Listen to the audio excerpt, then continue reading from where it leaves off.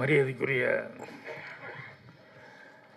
மாண்புமிகு ரசிக பெருமக்கள் எல்லாத்துக்கும் என்னுடைய பணிவான வணக்கத்தை தெரிவிச்சுக்கிறேன். அதே மாதிரி மாண்புமிகு டிவி, பத்திரிகை மற்றும் அனைத்து ஊடக நண்பர்களுக்கும் என்னுடைய பணிவான வணக்கத்தை தெரிவிச்சுக்கிறேன். இந்த டைட்டில், இந்த மாண்புமிகு அப்படிங்கிறது இந்த நேரத்தில், அது தேர்தல் வர்ற நேரத்தில் இந்த டைட்டில் எல்லாரும் யூஸ் பண்ண போகிறாங்க. ஸோ மேடையில் கூடிய இந்த மாண்புமிகு பறை திரைப்படத்தினுடைய அனைத்து டைரக்டர் உட்பட விஜய் சுகுமார் முதல் கொண்டு அனைத்து டெக்னீஷியன், ஹீரோ, ஹீரோயின் எல்லாத்துக்கும் என்னுடைய வாழ்த்துக்களை அட்வான்ஸாக நான் தெரிவிச்சுக்கிறேன்.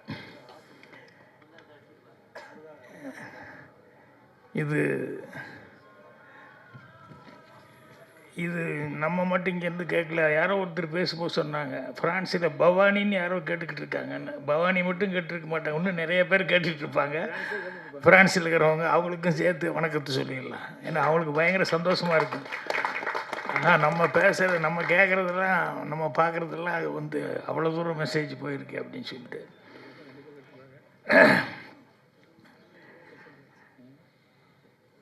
அப்பனுக்கு உள்ள தப்பாமல் பிறக்கணும் அப்படின்னு சொல்லுவாங்க இல்லையா. இங்கே 2 லியோனிஸாருக்கும் தப்பாமல். ஆனால் இவர் இவ்வளவு காமெடியாக பேசுவாருன்னு நான் சிவாவை நான் நினைக்கவே இல்லை. ஏதோ சைலண்ட்டாக இருப்பார்னு நினச்சிக்கிட்டு இருந்தேன். ஆனால் அவ்வளோ, ஆனால் என்னென்னா எதையுமே ப்ரிப்பேர் இல்லை. எல்லாம் மனசில் இருக்கிறது அப்படியே யதார்த்தமாக அவர் என்ன பார்த்தாரு, என்ன கேட்டாரோ அதை அப்படியே கொட்டிட்டார். அவர் லியோனி சார்கிட்ட அவரே சொல்லிட்டார். அதுக்கப்புறம் எங்கள் அப்பா அவ்வளோ பைக் பிடிக்கும்போது அப்புறம் எனக்கு அதெல்லாம் வராமல் இருக்குமா அப்படின்னு சொல்லிட்டு ஆட்டோமேட்டிக்காக அவ்வளோ பிரமாதமாக பேசினார். இன்னொன்று தேனிசை தென்றல் தேவா, அவருக்கு வலதுகரமாக சபேஷ் முரளி இவங்கெல்லாம் இருக்காங்க. அதே நேரத்தில் அவர் இப்போவே தேசிய விருது வாங்கி தேவா அவர்களுக்கு அவ்வளோ பெரிய பேர் ஒரு மரியாதை வாங்கி, அப்பாவுக்கு நிறைவுங்கிறது என்ன, பையன் இந்த அளவுக்கு நமக்கு மரியாதையை வாங்கி கொடுக்குறான் அப்படிங்கிறது தானே நிறைவு. அதனால் அவருக்கு, அவங்களுக்கு. அப்புறம் இன்னொருத்தர் ரொம்ப முக்கியமானவர், நான் இப்போ தான் எல்லோரும் சொல்லிகிட்டு இருப்பாங்கள்ல அடிக்கடி, இப்போ சினிமாவில் ரொம்ப சந்திச்சிருக்கான்னு சொல்லிட்டு சிறு தயாரிப்பாளர் சங்க தலைவர் கூட சொல்லிகிட்டு இருந்தார். யார், தொல் திருமாவளவன் சார் ஐயா அவர்களை அடிக்கடி, நானே அடிக்கடி ஃபங்க்ஷனில் பார்த்துக்கிட்டே இருக்கிறேன், நிறையா சினிமா ஃபங்க்ஷனில். ஸோ இந்த டைட்டிலுக்கு தகுந்த மாதிரி யார் வந்திருக்காங்களோ இல்லையோ, அவர் வந்திருக்கிறது அப்படிங்கிறது அது ரொம்ப ஒரு கரெக்டான ஒரு இது. அவங்க 2 பேர் பேசும்போதும், தேசிய விருது வாங்கினவங்க 2 பேர் பேசும்போது அந்த இதை பற்றி சிறப்பாக அவங்க பேசினாங்க. அது முனுசாமி மனம் விட்டு நிறையா பேசினார். இன்னொருத்தர் பேசிட்டு போன எழில், அவர் பேசிட்டு போனார். அவர் பேசும்போது தான் அவர் கொஞ்சம் ஒரு சின்ன டிப்ரெஷன் மூடில் எங்களை இது கூப்பிட்டா இந்த மாதிரி சாவு கடிக்கிறதுக்காக கூப்பிட்றாங்க அப்படின்னு சொல்லிட்டு கொஞ்சம் ஒரு சின்ன ஃபீலிங்கில் சொன்னார். அது ஆக்சுவலாக அப்படி அல்ல. என்ன, எனக்கு தெரிஞ்சு இந்த பறை இசை அப்படிங்கிறது நான் சின்ன வயசில் இந்த மாரியம்மன் கோயிலில் வருஷம் திருவிழா கொண்டாடுவாங்க. அதில் அந்த 7 நாள் நோம்பி சாட்டுறது, 14 நாள் நோம்பி சாட்டுறதுன்னா அந்த கம்பம் நட்டு அதுக்கப்புறம் அந்த நெருப்பு இதெல்லாம் வச்சு இதெல்லாம் பண்ணி ஒரு 7 நாள் 14 நாள்னு சொல்லி இது பண்ணுவாங்க. அப்போ மெயினாக அந்த கம்பத்தை சுற்றி தினம் அடிக்கிறதே இந்த பறை அடிச்சுட்டு இவங்க ஆடுறது தான். நான் சின்ன வயசில் இருக்கும்போது ரொம்ப இன்ட்ரெஸ்டாக அதில் போய் ஆடுவேன். ஆடிட்டு வீட்டில் அடி வாங்குவேன். என்னென்னா, இதெல்லாம் நம்ம செய்கிற வேலையாடா அப்படிங்கிற மாதிரி எல்லாம் சொல்லுவாங்க. அப்போ அந்த காலத்தில் அதெல்லாம் இது நம்மெல்லாம் செய்கிற வேலை இல்லைன்னாங்க. ஆனால் இப்போ எல்லாமே மாறிடுச்சு. ஏன்னா அதில் அது விளையாடும்போது ரொம்ப எனக்கு காமெடியாக ரசித்து அவங்க அதை பறையடிக்கும்போது ஆடிட்டுருப்போம். அப்போ சில பேர் அவன் ஆட 1ஆம் அடி அப்படிம்பான், உடனே அவர் அடிச்சிருப்பார். 2ஆம் அடி கூட அப்படிம்பான். அப்புறம் நாங்களும் எல்லாம் ஆடிக்கிட்டே இருப்போம். இவன் பாட்டை 3ஆம் அடிம்பான். அவன் மாற்றி மாற்றி அடிப்பான். ஆனால் இவன் போடுற ஸ்டெப்பு ஒரே ஸ்டெப்பாக தான் இருக்கும். ஆனால் சொல்கிறது மட்டும் 1 அடி போடு, 2 அடி போடு, 3 அடி போடு அப்படின்ட்டு இருப்பான். நான் இதை ரசிச்சுக்கிட்டு இருப்பேன். இவன் என்ன தெரியும்னு சொல்லிட்டு இப்படி சொல்லிக்கிட்டு இருக்கான். அவங்க நான் மாற்றி மாற்றி அவங்களும் அடிச்சுக்கிட்டு இருக்காங்க. ஆனால் இவன் போடுற ஸ்டெப்பு ஒரே ஸ்டெப்பாக போட்டுக்கிட்டு இருப்பான். அப்படி கோவிலில் வந்து அந்த திருவிழாவில் வருஷம் வந்து அந்த 15 நாள் 14 நாள் சாட்டு 7 நாள் சாட்டுன்னு இருக்குது. அது வந்து அவ்வளோ கோலாகலமாக இருக்கும். அதனால் இது சாமிக்காக அடிக்கிறது தான் அந்த பறை, அப்படித்தான் நீங்கள் நினைக்கணும். இதை வந்து சாவுக்காக அடிக்கிற பறை இல்லை. அதை ஏன் சாவுன்னு சொல்கிறாங்களே ஒழிய, ஆனால் சாவுங்கும் போது பொதுவாக என்ன சொல்லுவோம், ஜென்ரலாக சாமிக்கிட்ட போய் சேர்ந்துட்டாரு, சாமிக்கிட்ட போகிறாருன்னு சொல்லுவான். அதனால தான் உங்களுக்கு வந்து சாவுன்னு நீங்கள் எடுத்துக்கூடாது. சாமிக்கிட்ட போகிறாரு, அதுக்காக அடிக்கிறாங்க, அடித்து அனுப்புகிறாங்க, வழி அனுப்புகிறாங்க. அப்படி தான் நினச்சி. ஏன்னா எதுவுமே வந்து உலகத்தில் வந்து சாதாரணம் இல்லை. ஏன்னா சில விஷயங்கள் வந்து அதை அடித்ததுனால அது ஒரு குலம்னு சொல்லி அப்படி வச்சுட்டாங்க. இந்த பள்ளத்தில் வந்து விவசாயம் பண்ணிருக்கும் போது அது ஒரு குலம்னு சொல்லி இப்படி இறக்கி விட்டாங்க. இதெல்லாம் வந்து ஆக்சுவலாக வந்து அப்படியெல்லாம் இல்லை. ஆனால் செய்கிற தொழிலுக்காக வந்து அப்படியே ஒதுக்கி விட்டாங்க.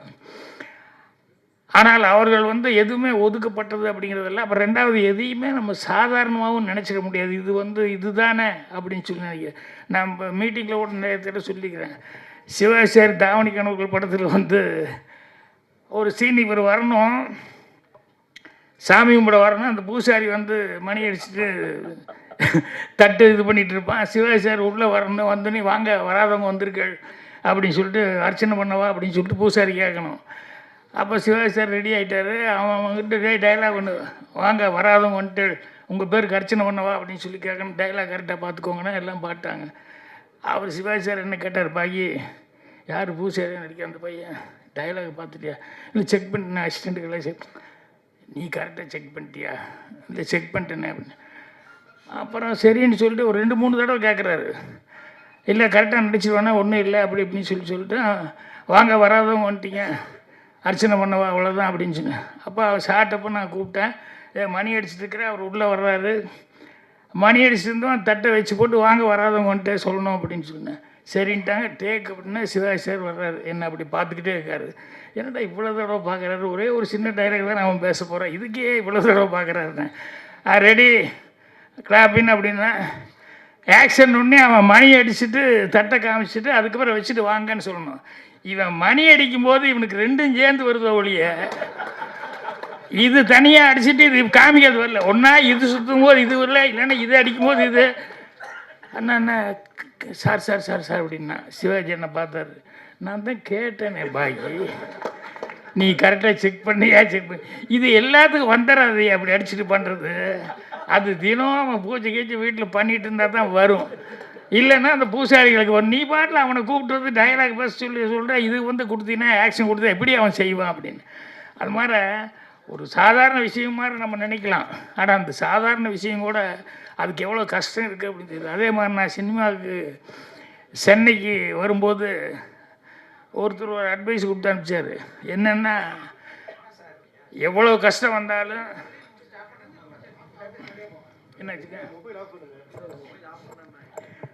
என்ன கஷ்டம் வந்தாலும், எவ்வளோ பசி பட்டினி இது வந்தாலும், என்ன வேணாலும் பண்ணு, ஆனால் தயவுசெய்து இந்த ஹோட்டலில் வந்து சர்வர் வேலைக்கு மட்டும் போயிடாத அப்படின்னு. என்னடா இப்படி சொல்கிறாங்களே அப்படின்னு சொன்னால், இல்லை தயவுசெய்து நல்லா மனசில் வச்சுக்கோ, என்ன கஷ்டம் வந்தாலும் ஹோட்டலில் சர்வர் வேலைக்கு மட்டும் போய் சேர்ந்துடாத அப்படின்னு. அப்புறம் எனக்கு புரியல, என்ன ஏன் அப்படி சொல்கிறாரு அப்படின்னு சொல்லிட்டு. அதுக்கப்புறமா வந்து எங்கெங்கேயோ தமிழ்நாட்டில் சுற்றி, அதுக்கப்புறம் ஆந்திராட்டிலாம் சுற்றி, பசி பொறுக்க முடியாமல் ஒரு நாள் வேறு வழியே இல்லாமல் ஒரு ஹோட்டலில் போய் அப்படியே மெல்ல அப்படி ஒரு வணக்கம் போட்டு, என்னென்ன இந்த சர்வர் வேலை, ஏன்னா பசி, நீ உளுந்தா மயக்கம் போட்டு உளுந்துட போகிறோம், உழுகிறதுக்குள்ளே போய் ஏதாவது கேட்டுக்கிட்டு வேலையை சேர்ந்து ஏதாவது சாப்பிட்ருவோமே அப்படின்னு சொன்னேன். உடனே அவர் அப்படி மேலேருந்து கீழே வரைக்கும் பார்த்தாரு. நம்ம அந்த வேலைக்கு தகுந்த மாதிரி நம்ம ஒன்றும் இல்லையா, நம்ம சினிமாவுக்கு அதை இதையும் மனசில் வச்சுட்டு பேண்ட் ஷர்ட்லாம் நீட்டாக போட்டுக்கிட்டு இருக்கிறோம். அவர் அப்படியே சர்வர் என்னை பார்த்தாரு, சர்வர் வேலைக்கு வந்துருக்கான்னு, போய் முதல்ல சாப்பிடு அப்புறம் வேலை பார்க்கலாம் அப்படின்னு. அப்புறம் அப்பா அப்படின்ட்டு போய் சாப்பிட்டேன். சாப்பிட்டு வந்த உடனே அதுக்கப்புறம் ஒரு ரூபா 2 ரூபா கையில் கொடுத்தாரு. இது வச்சுக்கிட்டு எந்த ஊருக்கு போன நீ, எந்த ஊர்லேருந்து வந்த, எப்படியாவது உனக்கு பணம் அனுப்ப சொல்லி ஏதாவது ஒரு லெட்டரு தந்தி கிந்தி கொடுத்து பணத்தை வாங்கிட்டு ஊருக்கு போய் சேரு அப்படின்னு. இல்லை சார் நான் வேலை பார்க்குறேன். ஏன்னா எனக்கு திரும்பி போகிறதுக்கு பெரிய அவமானமாக இருக்குது. சினிமாவுக்கு வரேன்ட்டு வந்துட்டு கடைசியில் எங்கேயோ சுற்றிட்டு இருக்க, எப்படி திரும்பி போகிறது, ஒரே அவமானமாக இருக்குன்னு. இல்லை நான் வேலை பார்க்குறேன் அப்படின்னு. அவர் சிரிச்சுக்கிட்டு, இல்லை தம்பி நீ போனார். அப்புறம் இல்லைங்க நான் வேலை பார்க்குறேன்னு. அப்பா அவர் சொன்னார், அப்பா நான் என்ன சொல்கிறேன்னு நல்லா புரிஞ்சுக்குவேன், இங்கே எத்தனை டேபிள் இருக்குது அப்படின்னாரு. இந்த ரோவில் மட்டும் சொல்லு, அந்த ரோவில் இந்த ரோவில் மட்டும் சொல்லு எத்தனை டேபிள். அப்புறம் பார்த்தா ஒரு 4-5 டேபிள் இருக்குங்க.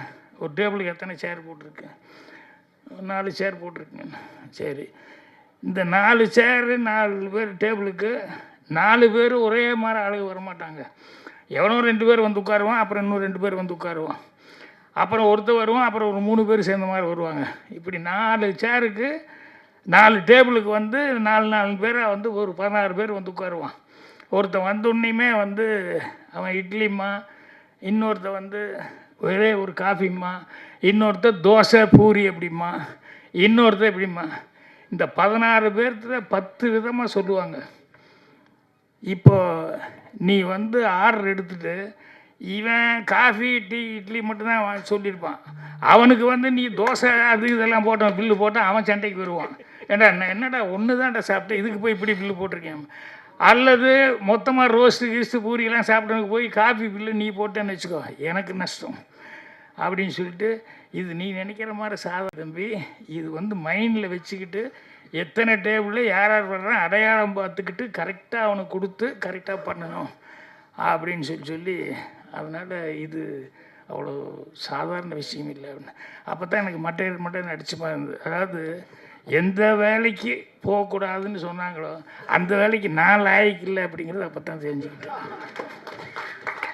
ஏன்னா அதில் எவ்வளோ கஷ்டம் இருக்குது அப்படிங்கிறத. அப்புறம் ஊர்லேருந்து அவர்கிட்ட கேட்டேன், என்னடா இப்படி வந்து சொல்லி அனுப்பிச்சாரு, சர்வருக்கு மட்டும் போகக்கூடாதுன்னு சொன்னார் அப்படின்னா. அவர் ஒரு லாஜிக்கோடு சொன்னார். என்னன்னா, இங்கேருந்து சினிமாக்காக வந்து முயற்சி பண்ணும்போது எவ்வளோ கஷ்டம் இருந்தாலும் மறுபடியும் காலையில் இருந்துச்சு பட்டினியோட போகலான்ட்டு தோணும். இந்த சர்வர் வேலை கிடச்சிருச்சுன்னா இடம் ஃப்ரீ கிடச்சிருது, சாப்பாடு ஃப்ரீயாக கிடச்சிருது, அவ்வளோதான். நல்லா சாப்பிடுவோம், நல்லா தூங்குவோம், அப்புறம் எங்கே போய் சான்ஸ் தேடுறது, நீ அதுலேயே செட்டில் ஆயிடுவ, அதனால தானே உன்னை அதுக்கு போக வேண்டான்னு சொன்னேன் அப்படிமா.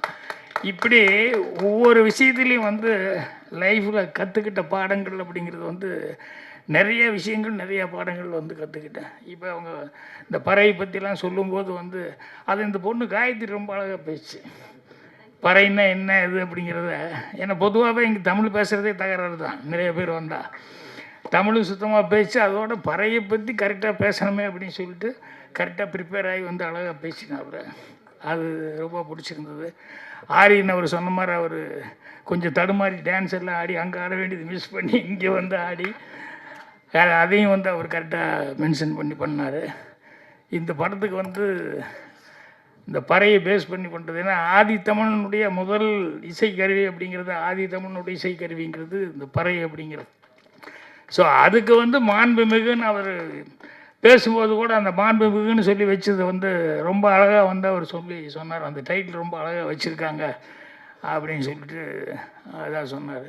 ஸோ அதனால் இந்த படத்தில் வந்து இந்த இதை வந்து ரொம்ப நான் மனசுட்டு எனக்கு பாராட்டணும்னு நினச்சது, ரொம்ப ஃபீல் பண்ணி இது பண்ணது வந்து என்னென்னா, ஃபாரினுக்கு போகும்போது எதுக்கு போகிறோம், இங்கேருந்து கை நிறைய 4 காசு சம்பாதிக்கணும் அப்படிங்கிறதுக்காக தான் இங்கேருந்து ஃபாரின் போகிறோம். சரி போனோம்னா அங்கேருந்து எல்லாம் ஊர் உலகெல்லாம் வெட்டு போட்டு போய் அங்கே போய் ராத்திரி பகலும் ஏதாவது 4 காசு சம்பாதிச்சா நமக்கு ஆண்டப்பட்டவங்க அனுப்பிச்சோம் அப்படின்னு சொல்லி தான் நினைக்கணும்.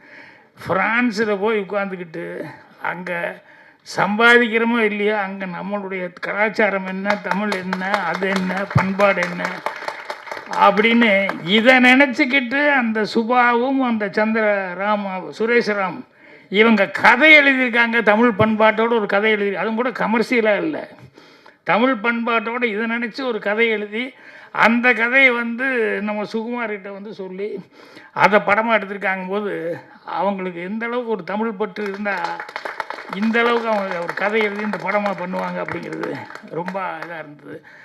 அதனால் அவங்களுக்கு தான் முதல்ல என்னுடைய மனமார்ந்த பாராட்டுக்களை வந்து தெரிவிக்கணும்.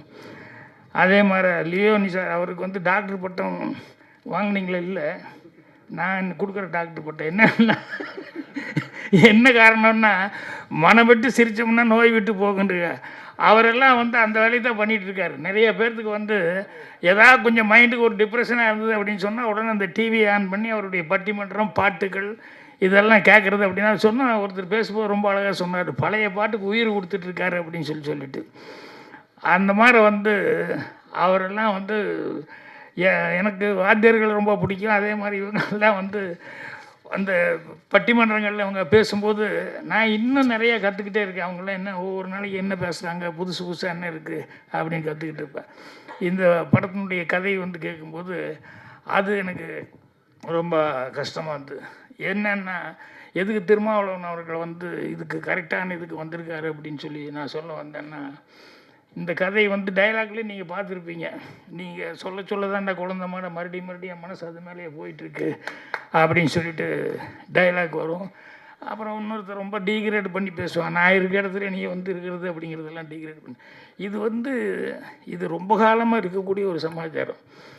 இந்த ஆணவ கொலை அப்படிங்கிறது இருக்க, இந்த ஜாதி இது எது பார்க்குறது, எனக்கு தெரிஞ்சு இத்தனை வருஷத்தில் 65 வருஷத்துக்கு முன்னால் கூட எனக்கு நடந்த இன்சிடெண்ட் இன்னும் எனக்கு மனசில் பதிஞ்சிருக்கு. என்னென்னா, எங்கள் ஊரில் வந்து ஒரு பொண்ணு, அது வந்து தெரிஞ்சோ தெரியாமல் ஏதோ ஒரு ஒருத்தர் லவ் ஆகிப்போச்சு. அது கொஞ்சம் கேஸ்ட் வந்து கம்மியான ஒரு பையன் கூட ஏதோ ஒரு கனெக்ஷன் ஆகிப்போச்சு. இது இந்த வீட்டில் தெரிஞ்சு போச்சு. இவங்க அப்பா அம்மா என்ன பண்ணுறாங்க,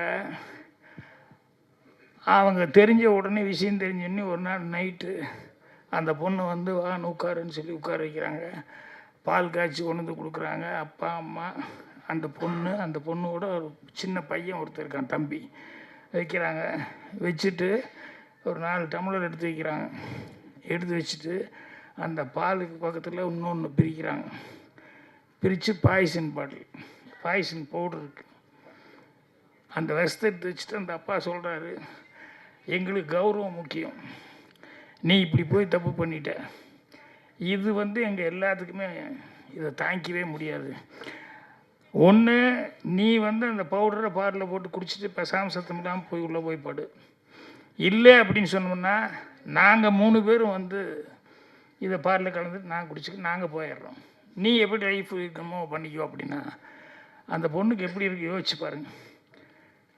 இதை தவிர்த்து வேறு வழியே இல்லை அப்படின்ட்டார் அப்பா. உனக்கு 2 நிமிஷம் டைம் தர்றேன், நீ குடிக்கிறியா, நாங்கள் 3 பேர் குடிக்கிறோமா அப்படின்னா அந்த பையனுக்கு எப்படி இருக்கும், தம்பிக்காரனுக்கு எப்படி இருக்குன்னு யோசிச்சு பாருங்க அந்த சூழல்.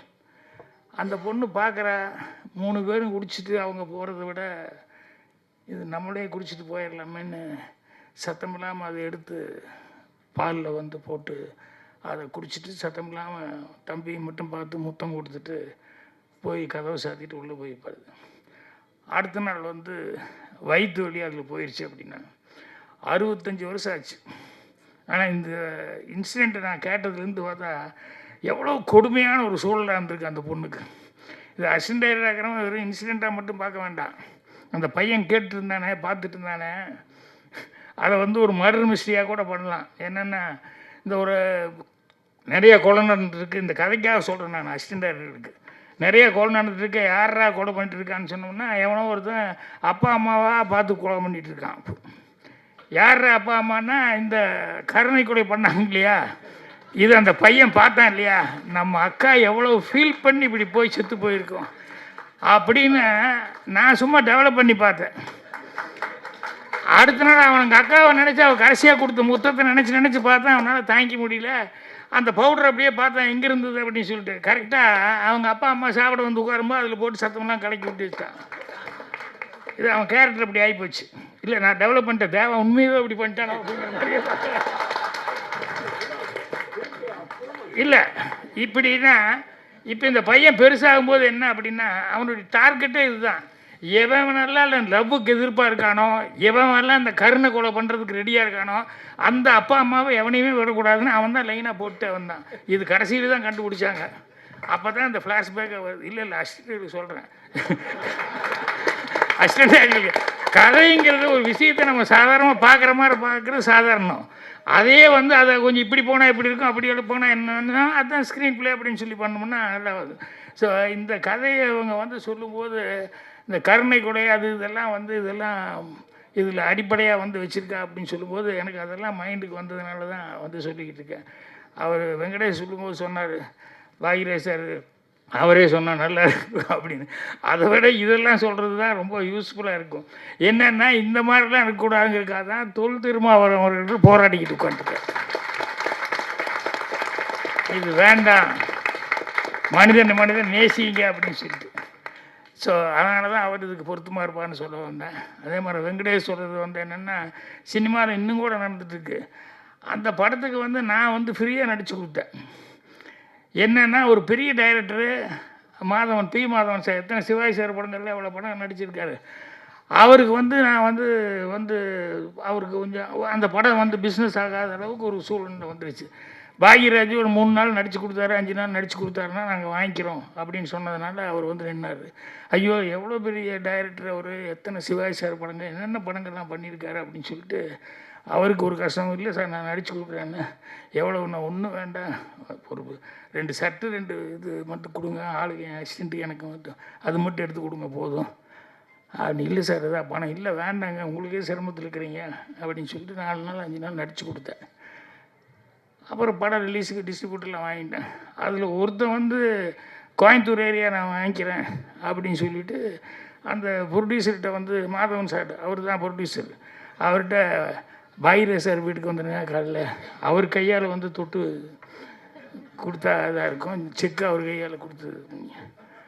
அண்ணா எனக்கு ஒன்றும் புரியல, என்னென்ன ஒரு இது மாதிரி ராசிக்காக உங்கள் வீட்டில் வச்சு உங்கள்கிட்ட வந்து கையால் வாங்கிக்கிறேன்னு சொன்னேன்.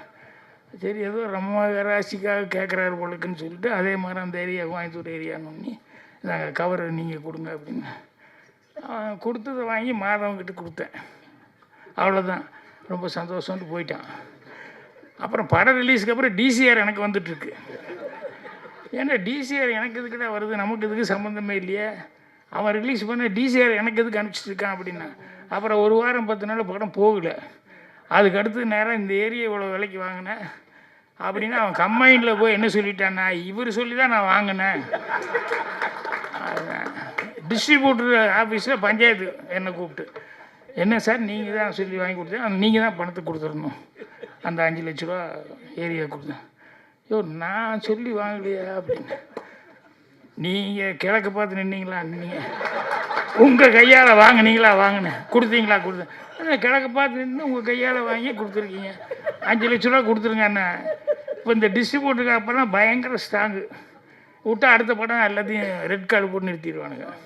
வேறு வழியே இல்லை, பணத்தை கட்டிட்டு அவர் வந்து மாதம் சார் அழுகிறாரு, எனக்கு என்னென்னு எனக்கு ஃப்ரீயாக நீங்கள் நடித்து கொடுத்தீங்க, உங்களை போய் இப்படி 5 லட்ச ரூபா கட்ட வச்சுட்டானேன்னு சொல்லிட்டு ரொம்ப. ஆனால் அவர் ஒரு ஜென்டில்மேன் என்ன அப்படின்னு சொல்லி சொன்னோம்னா, அதுக்கப்புறமா அவருக்கு மனசே கேட்கல. கொஞ்ச நாள் கழித்து படமெல்லாம் ரிலீஸ் ஆகியதுக்கப்புறம் ஒரு சின்ன இடம் ஒன்று இருந்தது, ஒரு சென்ட்டு, அது ஒரு கம்மியாக, அதை வந்து அந்த அளவுக்கு பணம் ஆகாது. ஆனால் எனக்கு ஹெல்ப் பண்ண வந்து நீங்கள் இப்படி போய் கஷ்டப்பட்டீங்க, அதனால் தயவுசெய்து இந்த பத்திரத்தை வச்சுக்கோங்க, இந்த இடத்த வந்து நான் இல்லைன்னா எனக்கு மனசுக்கு ரொம்ப கஷ்டமாக இருக்கும், அடுத்தட இன்னொருத்தருக்கு ஹெல்ப் பண்ணணுன்னு கூட உங்களுக்கு தோணாது. அவ்வளோ கஷ்டத்துலேருந்து அந்த பி மாதம் வந்து என்னை கம்பல் பண்ணி அதை கொடுத்துட்டு போனார். அதை தான் அவர் வந்து சொல்லிக்கிட்டு இருக்காரு. மற்றபடி இந்த படத்தில் வந்து எல்லாருமே கஷ்டப்பட்டு வேலை பார்த்துருக்காங்க. அதே மாதிரி வந்து ஒரு எய்மோடையே வந்து இந்த படத்தை வந்து அந்த கதை எழுதுந்தும் வந்து அந்த ப்ரொடியூசர் வந்து ஒரு எய்மோடு எழுதியிருக்காரு. அது சுகுமார் வந்து ரொம்ப அந்த கதையை தான் செய்யணும் அப்படின்னு சொல்லிட்டு அதுக்கு இந்த டீம் எல்லாமே வந்து அந்த எழில், இந்த டீம், இவங்க வேலு சார், அவங்க எல்லாமே, முனுசாமி, இவங்க எல்லாமே மிகப்பெரிய உதவி பண்ணியிருக்காங்க. ஸோ அதனால் படம் வந்து ரொம்ப நல்லா வரும். இந்த படம் தான் ஓடணும், இது ஓடினா எல்லாத்துக்குமே ஒரு மரியாதை அப்படின்னு சொல்லி சொல்கிறேன். அப்புறம் ஸ்ரீகாந்த் பாட்டுக்கு ஜானி ரொம்ப நல்லா டான்ஸ் ஆடினார், அதுக்கு என்னுடைய பாராட்டுகள் தெரிவிச்சுக்கிறேன். நன்றி, வணக்கம்.